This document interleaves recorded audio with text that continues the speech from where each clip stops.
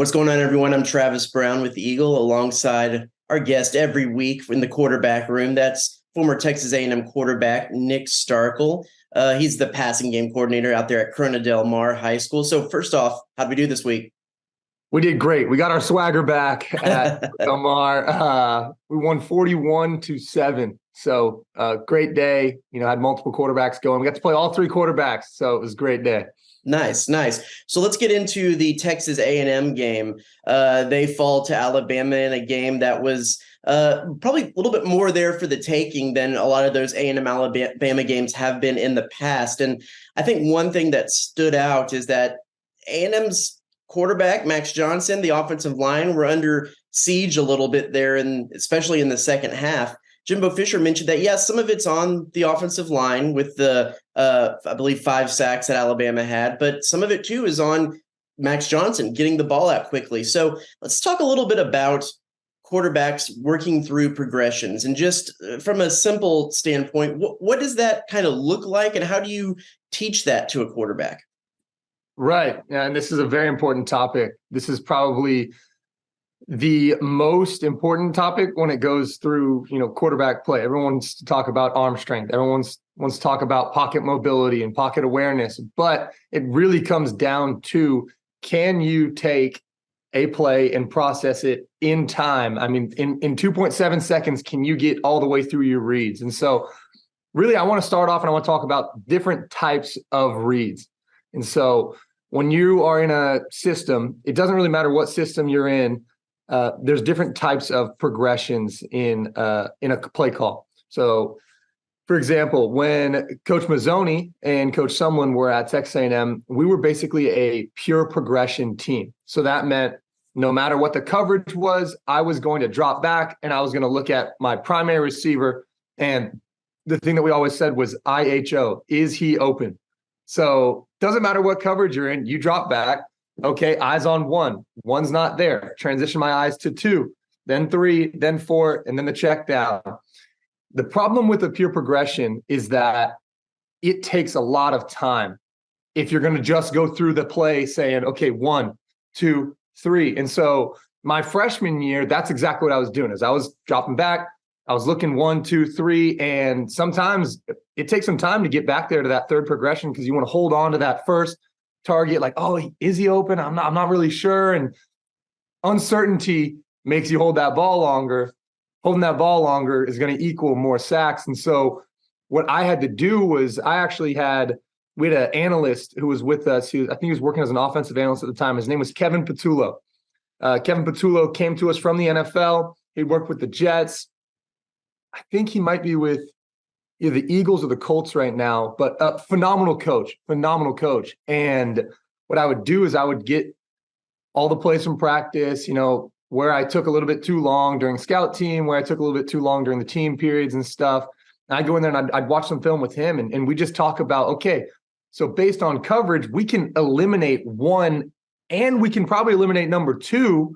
Now we're still going to go through the timing of the drop, bring our eyes there just to start, but I already know I got to be quick getting back to 3 because protection is not going to hold up great, and I got to be ready to throw that 3 on time to my receiver. And so once I started to understand, hey, pre-snap, I can eliminate reads, now I'm getting through that pure progression a little bit faster. So some of Jimbo's offense is definitely pure progression. There are aspects of a pure progression in that. A lot of Jimbo's offense, though, is based off of pre-snap look. So I've got what a lot of coaches call a gift or a gimme. That's a route where if I've got a corner that's 7 yards off and inside, I've got a 7-yard or an 8-yard out-breaking route to a single receiver. That's going to be my gift. I'm going to start there every single time if they're going to give that to me. Free gift, I'm going to take it. Who doesn't like gifts? I absolutely love it. That's where you see Max Johnson go, hey, 1, 2, 3, plant, and that ball is out. No question if a pressure is going to get there. There's no chance it's going to get there on time. That ball will be out and will be completed. The problem is when they take those gifts away, now it turns into more of a pure progression play based off of coverage. And so there's a lot of option routes in this offense.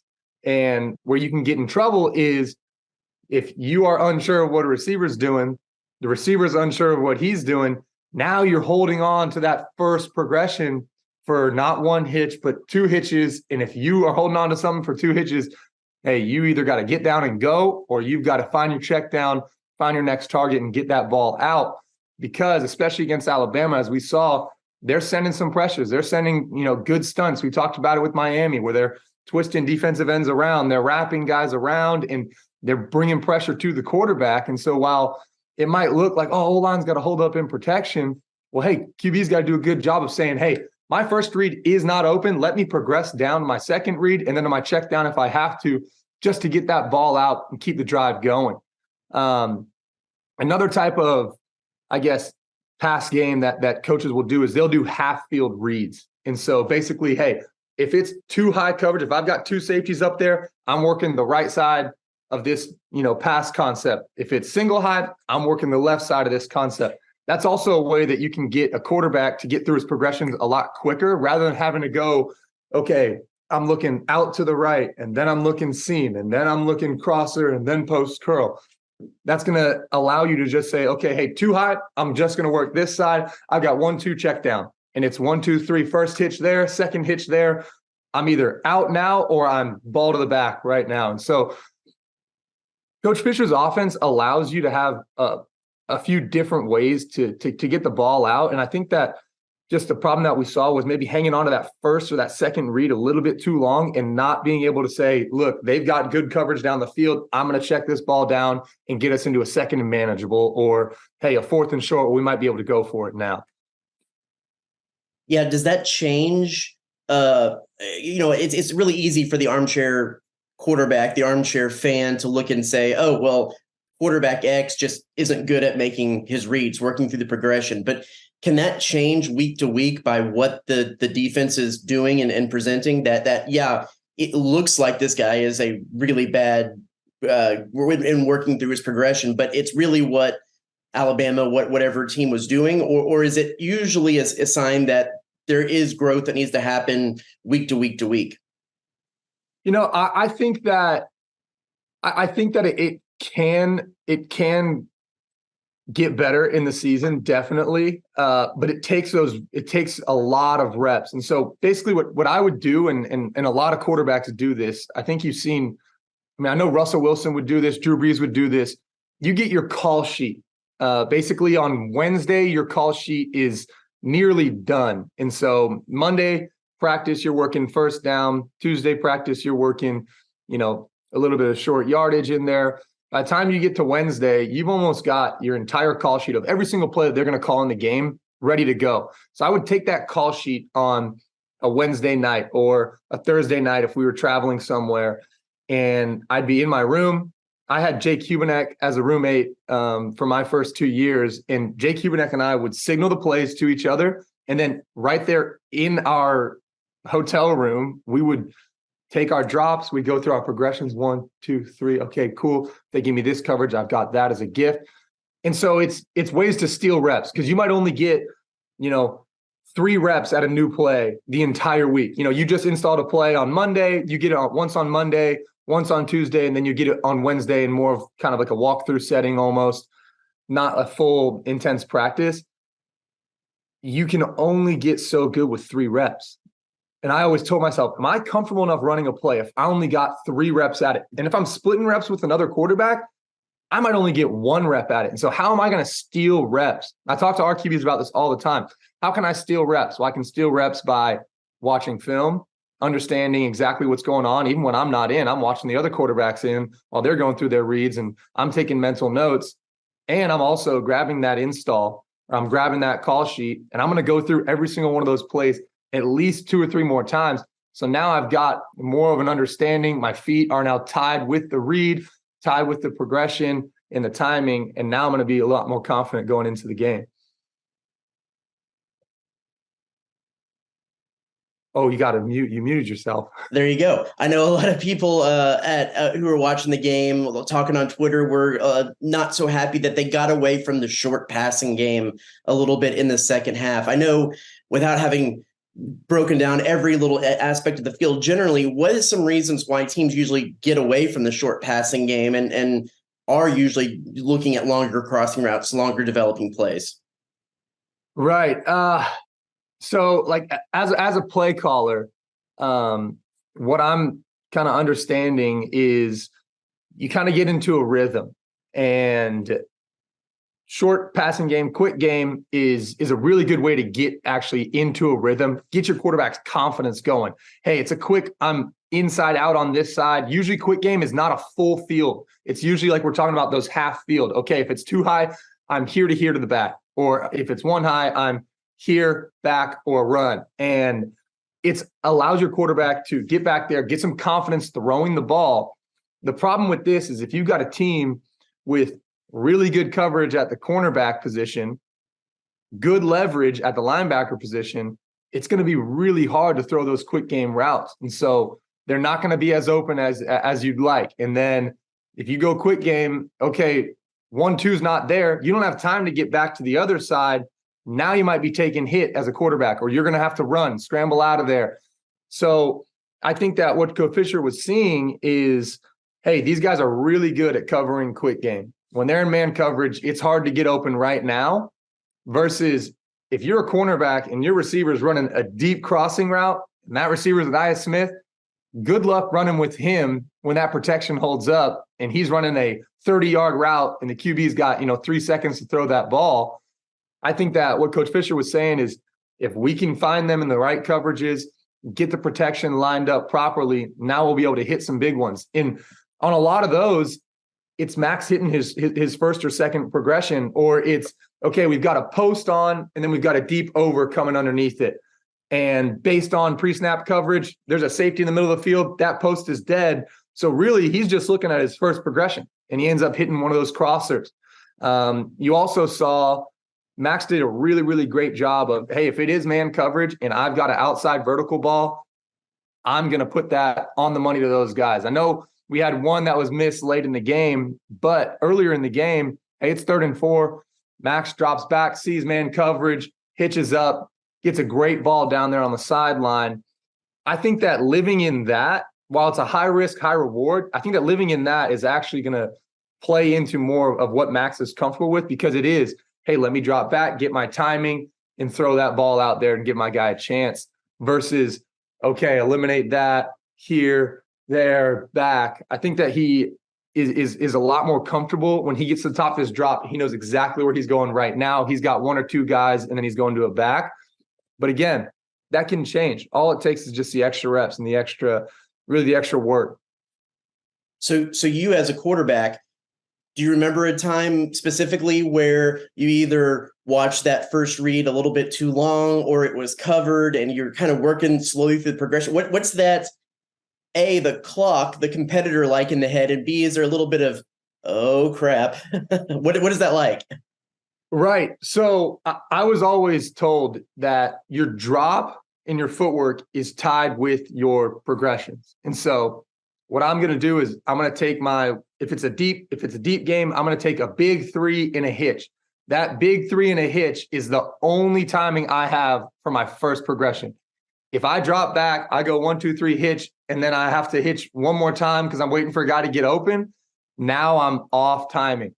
So if I go 1, 2, 3 hitch, he's not open. Okay, I've got to now place my feet, place my shoulder to that second target.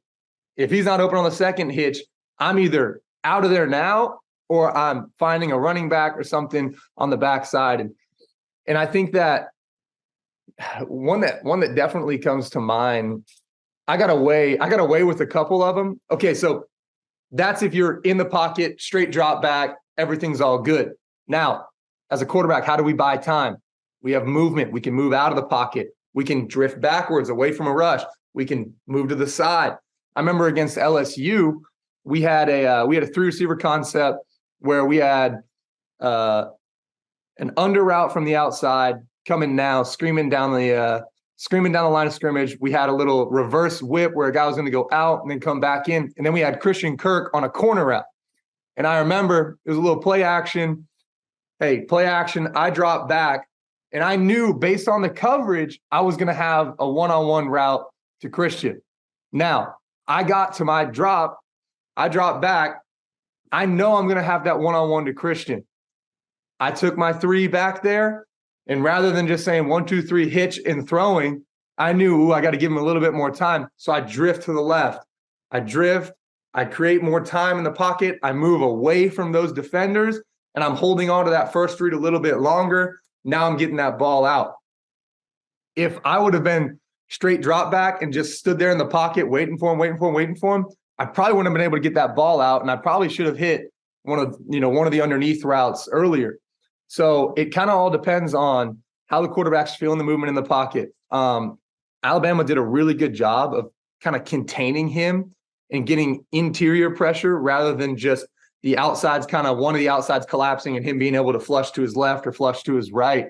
And so I think that the next step might be, hey, look, if I took the top of my drop and it's not there, sometimes the most space is backwards. I might need to drift backwards a little bit while continuing to keep my eyes downfield. That's one that I just really remember is I felt like I was back there waiting on Christian just forever. I was like, hitch, and then finally got the ball out to the back of the end zone, and it worked.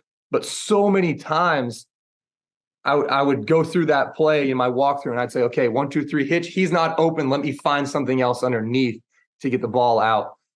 So really just kind of depends on how's that pocket movement. How are you feeling that pocket? Do you have enough time to where, hey, I know this guy's going to be open. Let me take my time to move away from that pressure and get that ball to him.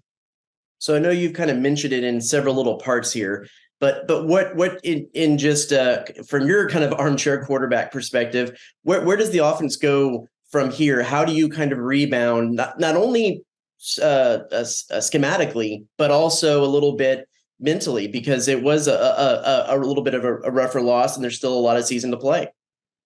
Yeah.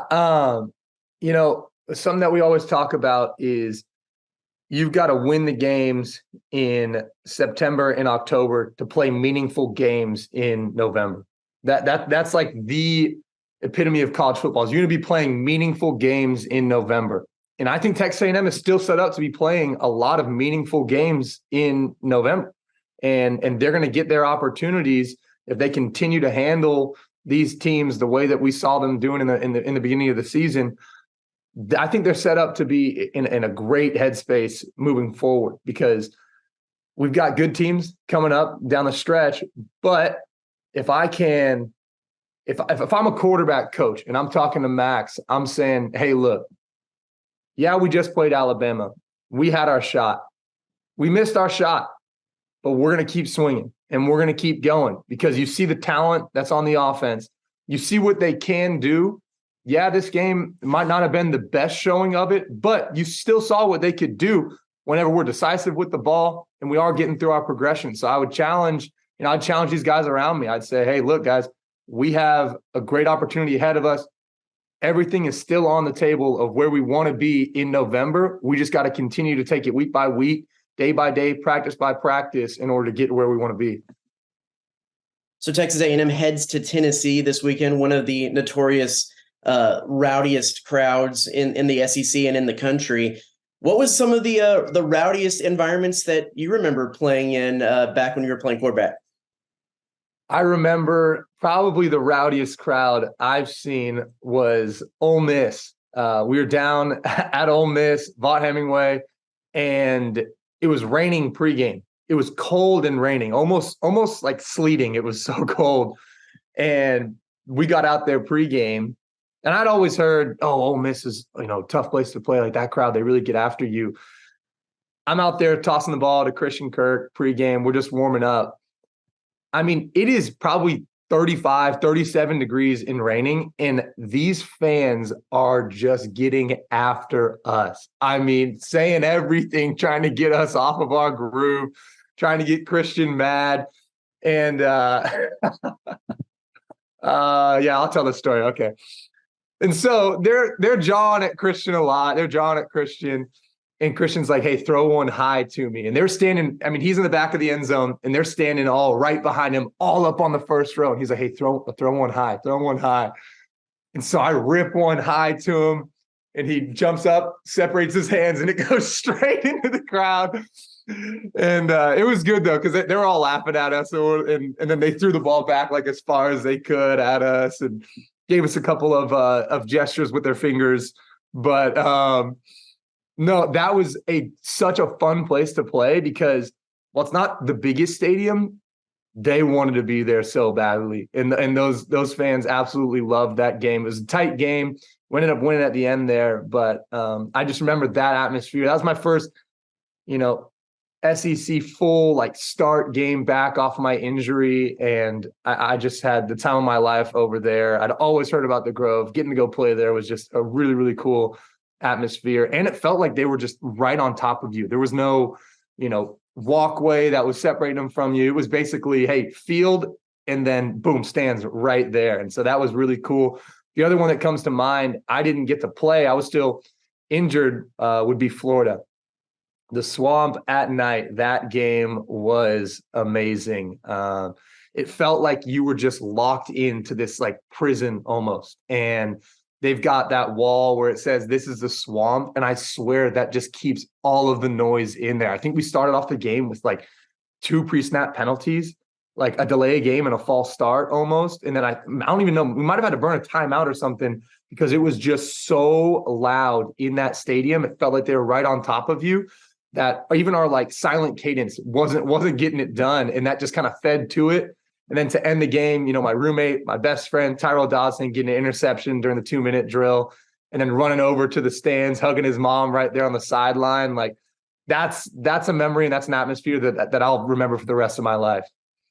That was the Florida game with the gator skin uniforms, wasn't it? Oh my goodness. The worst uniform in college football history. Like, oh, I don't understand who made those or who approved those, but that was, yeah, I'm gonna go on record saying that those are some of the worst. I don't know. Although I will say Iowa State's this past weekend was a rough look as well.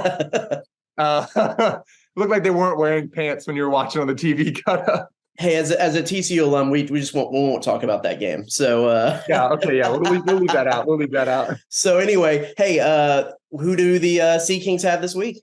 Sea Kings got a tough battle this week playing Los Alamitos High School, and they've got some guys. Got an Oregon commit at linebacker, a USC commit at corner, and some ball players all over the yard. So it's going to be a good one.